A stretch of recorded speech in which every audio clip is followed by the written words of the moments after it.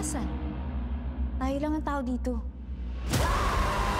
After almost 14 years, nagbabalik ang GMA Pictures sa paggawa ng horror films sa kanilang offering ngayong taon na P77. Sa press conference, humarap ang mga bida ng pelikula na sina Barbie Fortesa at iba pang cast members. Present din sina GMA Network Senior Vice President and GMA Pictures President, Attorney Annette Gozon Valdez, at Senior Vice President for GMA Public Affairs at GMA Pictures EVP Nessa Valdelion. It's that type of horror movie that will haunt you in your sleep.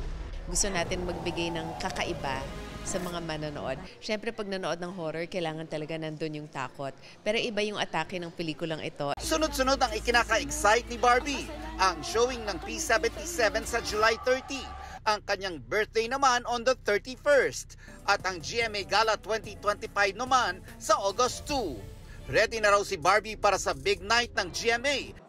This year, pinromise sa akin ng team ko na gusto nila mag-enjoy ako sa gabing yon. Will you come with a date para sa gala? Have I ever? Yun nga, may jowa ako, di ako dumating ng may date eh. Ano, ngayon pa ba?